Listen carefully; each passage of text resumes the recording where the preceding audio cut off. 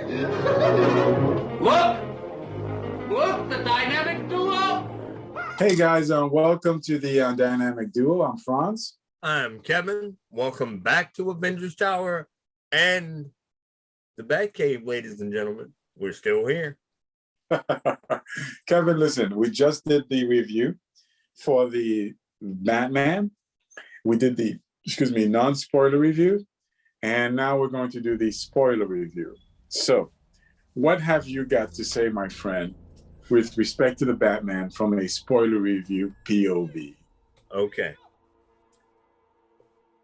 Piggybacking on my own material from the non-spoiler review, ladies and gentlemen, I have to say this, and I hope you can forgive me, but be objective enough to understand why I'm saying it.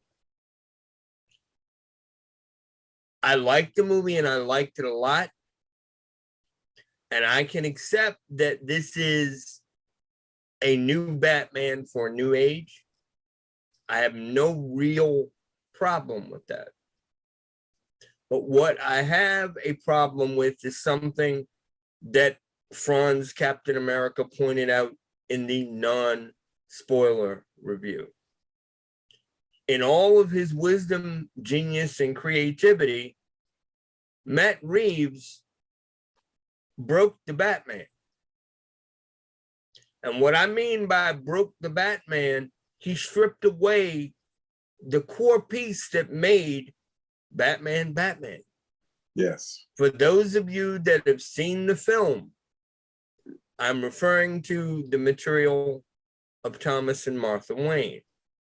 For those of you who haven't seen the material or seen the movie, I am again referring to Thomas and Martha Wayne. In the history of this character, the whole reason why Batman exists was the innocent death of his parents. Yes. Within his creative choices, Matt Reeves and the other writer, and I can't remember the gentleman's name, that put together the story and the script, decided that Bruce's parents weren't innocent victims, so to speak. I'm not going to go into every little nuance of what they did and how they did it. And I'm not saying that these two characters, because I realize they're not real, I understand that these two characters don't have to be depicted as saints. But you still have to give them, ladies and gentlemen, enough of a backstory and enough of a history that when they are gone, when they are stripped away from their son, Bruce Wayne, that it drives him to become the Cape Crusader that everybody knows. Whether you're talking Batman from the early days of the comics, whether you're talking the 60s material, whether you're talking the 70s, 80s, all the way up through now, it really doesn't matter what era you're talking about. Batman is still Batman. His reasons for being Batman extend from the death of his parents, and that was stripped away from the movie. So in essence, ladies and gentlemen, and yes, I'm getting carried away, but I'm going to say it, this is not really a Batman movie. It's not even a true comic book movie, in spite of the fact that I liked it.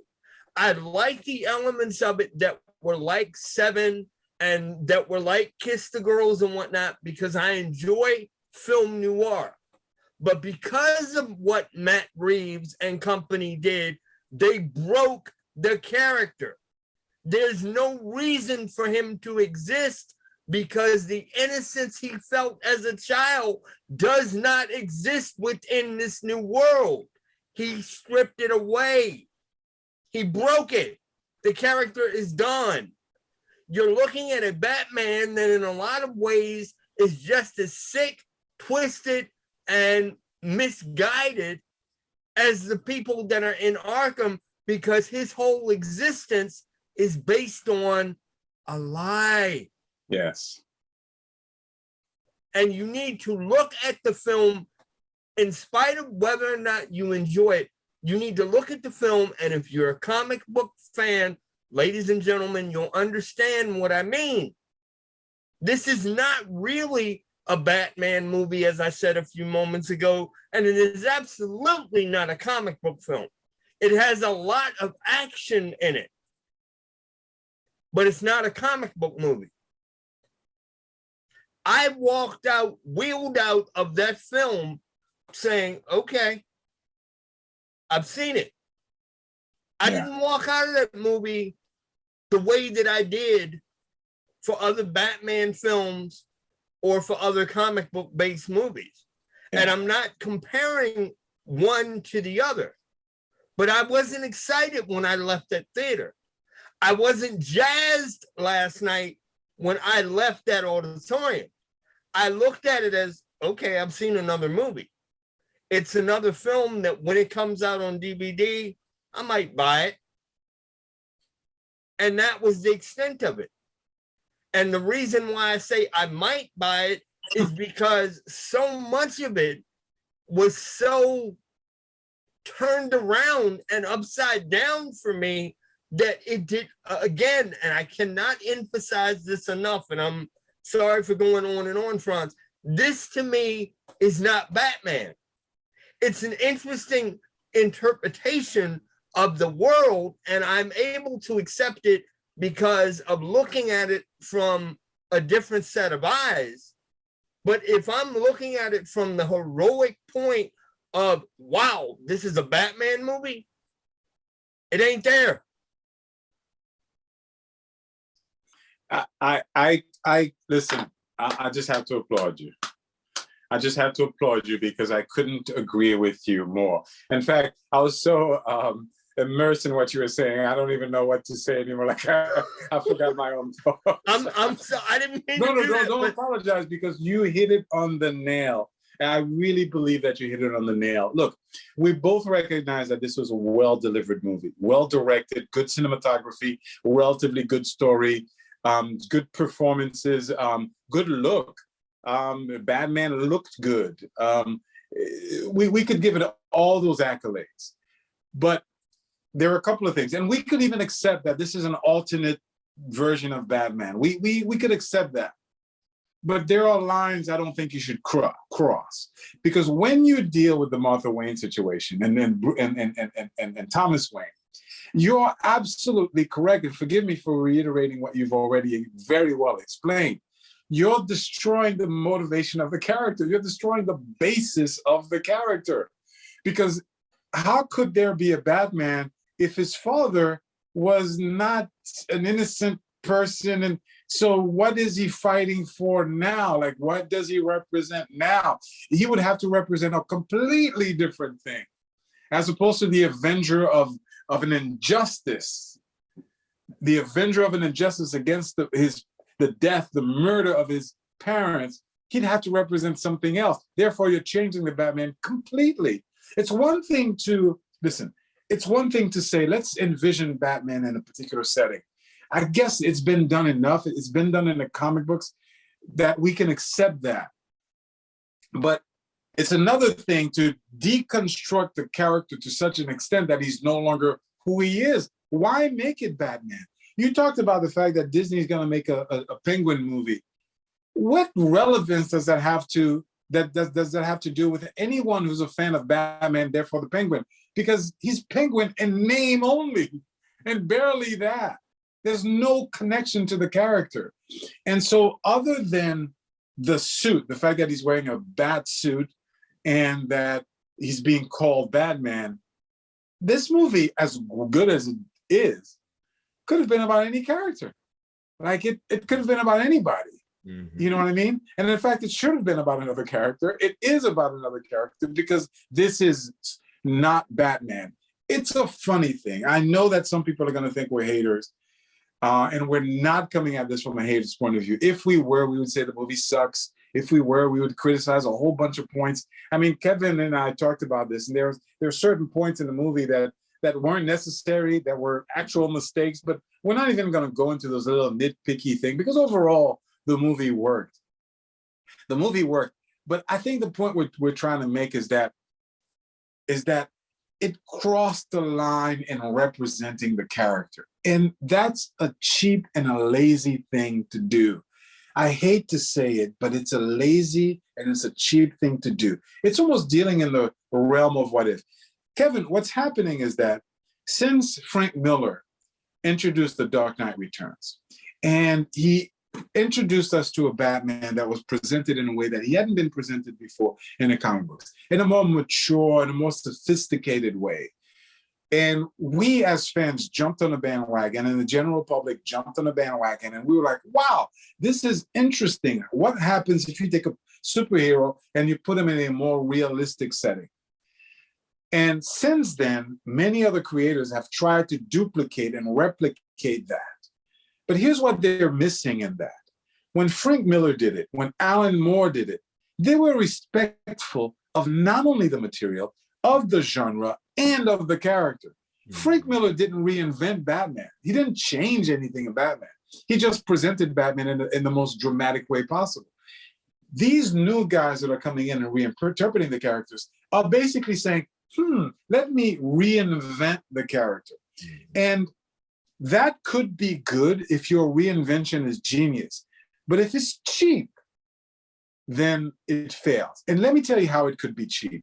These guys are operating from a what-if point of view. It's almost as if, it's like saying, oh, you know what? I have an interesting idea. What if Aunt May, right, was actually responsible for the murder of Peter Parker's parents? That would be an interesting twist. And she was basically raising him, and she's a serial killer who goes around kidnapping kids. And so that's a quote unquote interesting story, but it's a cheap story because I just came up with it on the fly. And why is it a cheap story? It's a cheap story because it deconstructs completely the material that you're working from. It betrays the material that you're working from. Let's do some more. You know, what if Clark Kent's parents were responsible for the destruction of Krypton? Mm-hmm. You know, what if they were the ones? In fact, the truth of the matter is they blew up Krypton because they were terrorists. You know, and so on and so forth. You know, we could come up with a million. Give me the character, and I could give you a what if type of scenario. And this is what it felt like for me. To me, the betrayal of the Waynes. And I realize their characters, but it was a cheap way of doing it, in a way that deconstructs Batman's motivation to such an extent that it's like, oh, you don't, as you said, you don't get Batman anymore. You don't get Batman anymore. And so, yeah, that crossed the line to me in a way that makes me say, look, I recognize this is a good movie. I recognize that this is well done. I'm not going to hate on it. I'm going to recommend for people to go see it. You know, people could love it all they want. I can't disagree with that. But when I'm hearing, Kevin, reviews on YouTube talking about this is the delivery of Batman, this is the Batman, this is the closest thing to Batman we've ever had, this is the great, I'm like, do you not know the character at all? Like, do you have no respect and no connection to the character at all? You can say this is the greatest movie on the planet. You cannot say this is the greatest Batman on the planet. You can't.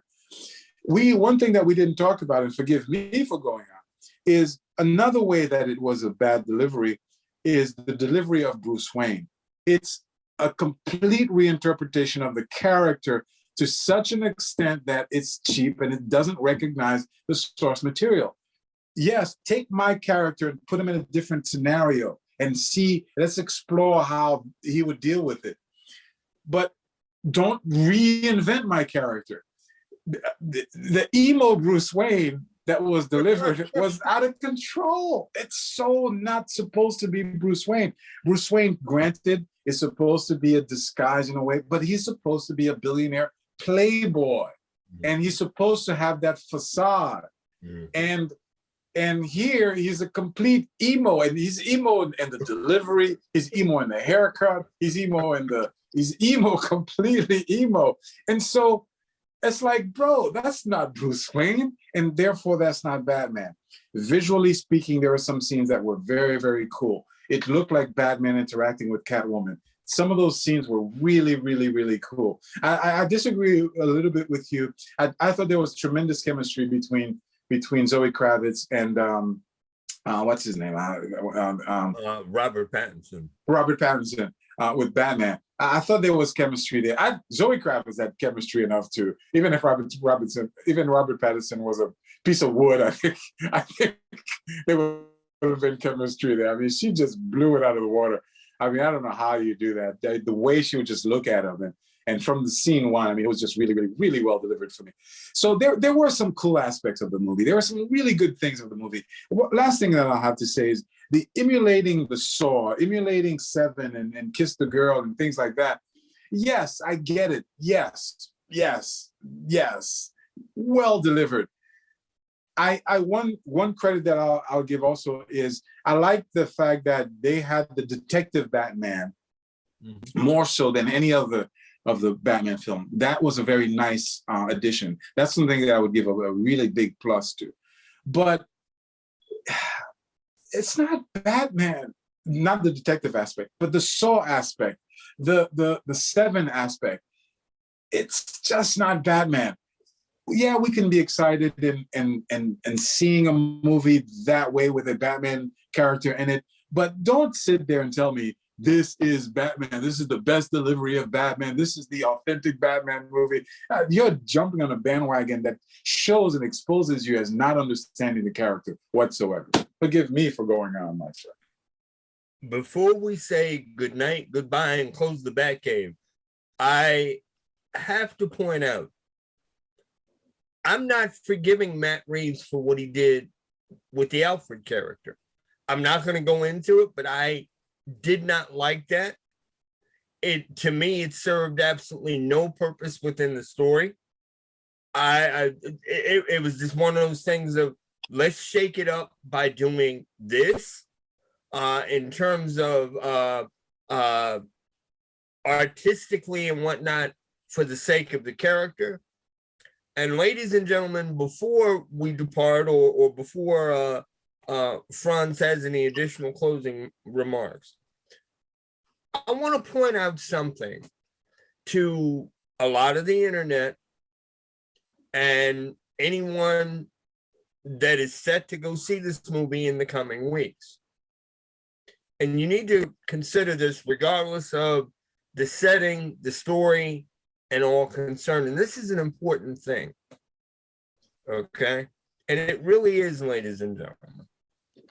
Regardless of the ins and outs, as far as who's directing, who's writing, what story style you're doing, or what have you, Batman is supposed to be, and has always been, a hero.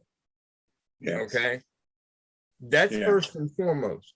Yeah. Within that space, and I'm not trying to be a prude or upset anybody, but I want to point out one major thing to the entire world, if need be, via the web.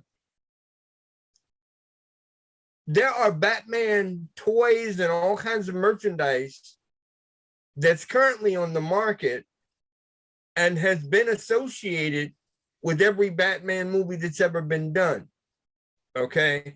Or going back to every Batman comic book that's ever been created. There's always been merchandise. In this particular case, I think we're getting into a very dangerous area because this film is rated PG-13, and having seen it last night, I'm going to tell you flat out, this is not a kid's movie. And I think there is a twisted line that we shouldn't cross and can't cross when it comes down to not only superheroes, but a whole lot of the stuff that's out here. Whether it's Star Wars characters, whether it's superheroes, whether it's cartoon characters, these various companies have created the merchandise. But ladies and gentlemen, most of the kids that the merchandise is pushed toward, take a moment to think. They can't go see the movie. But you've got Hot Wheels. You've got figurines, you've got games, you've got video games. That's all meant for that younger child audience. But they can't go see the movie. Or shouldn't go see it. Shouldn't go see it, yes. Ask yourself a question. What message is that sending? You've taken a traditional character, comic book or not, and one that was always meant to enlighten and engage and entertain kids and teenagers and adults, yes. But we have jumped so far over that bridge, over the broom, and off the deep end that we've forgotten what we're doing. We have. It's one thing to have alternate versions, but when you lose the baseline, when you lose the baseline, and that's what's happened. The baseline Batman is gone, my friend. Like we don't even recognize that there is a baseline Batman. He is he's been, what I mean by baseline Batman is the superhero. Like, why can't someone be brave? All these geniuses who are coming up with different alternative versions of, let's put Batman in these dark scenarios and so on. Why can't we have a genius that says, let's have a superhero Batman with the superhero drama, with the culmination of the fight, the beauty of the delivery of the action of the fight? We get it in anime, as I talked about when I talked about Attack on Titans. We get it in, and even video games, like the little snippets of video games that we see of Batman fighting the Terminator. Why can't we have that delivery? Because that's the genre. That's what attracted us to the character in the first place. Why can't someone be brave enough to deliver that as opposed to the interpretations? I don't mind the interpretations, and if you love your interpretations, that's fine. That's on you. The problem is when the interpretation is replacing the baseline, is replacing the character. That's what I have a problem with. Because in my opinion, and I think in your opinion, that baseline is stronger than everything else that has come before or since. It is stronger. It is the basis on which everything else comes from. So why wouldn't you go there? We did a show on what would we do, Kevin Feige and so on and so forth. Well, let me tell you something. As Kevin Feige is thinking about doing the Fantastic Four, and I don't mean to change the subject, Fantastic Four, X-Men, and so on and so forth, I would implore him to go to the source. When I mean the source, I mean the juice of it, the marrow of it. Go back. If you're going to do the Fantastic Four, please don't do one of the recent comics that have come, storylines that have come out within the past 10 years. Go back to the 1960s Kirby and Stan Lee stories.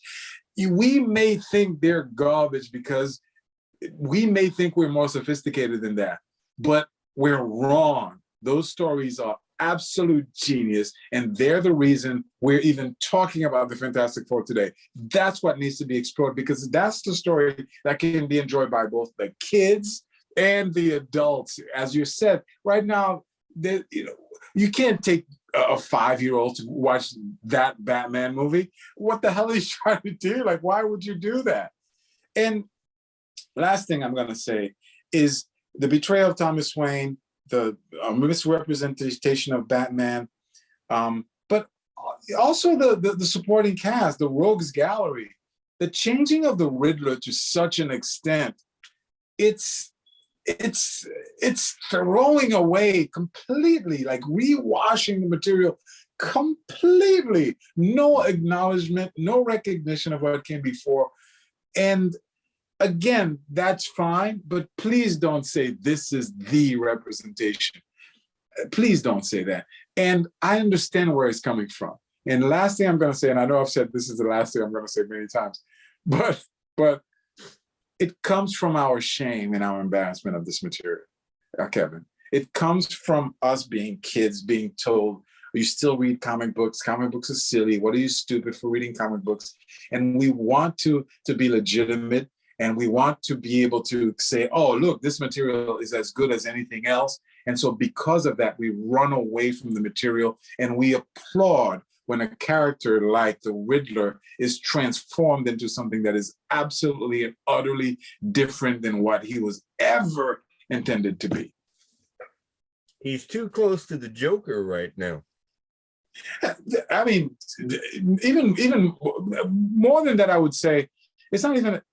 I mean, there's nothing comic booky or superhero at all about it. He's more like a Seven character than he is of any kind of superhero character. You know what I mean? Yeah. So that's what I mean. It's that the presentation of him, there's nothing comic book villain about it. It's more serial killer-ish about it, you know? And so that's not the genre. That's not the genre. But anyway, it is what it is. Guys, listen, I hope you understand where we're coming from. And I hope you pick up that we said this is a good movie. And I hope you remember that we said we complimented the positive aspects. And perhaps we should have the caveat to say, this is our opinions as fans. I support this movie. I want it to do well. As a fan, it didn't tickle my fancy. I'm not saying I hate it. It didn't tickle my fancy. It didn't make me go, oh, ho, ho, ho, which is why I want to go to a superhero movie. And you know, let me say this. The Joker blew me away. It tickled my fancy. I know it didn't do the same thing to you, Kevin, but the Joker tickled my fancy because the movie was so good and so good. Batman, as good as it was, the Batman, as good as it was, didn't completely. I walked away saying, yeah, that was good. That was very good. So let us know what you think. Don't forget to like, don't forget to subscribe, don't forget to share, don't forget to disagree if you disagree, and join us next time on the Bat Cave and the Avengers Tower, everybody. Take care, folks.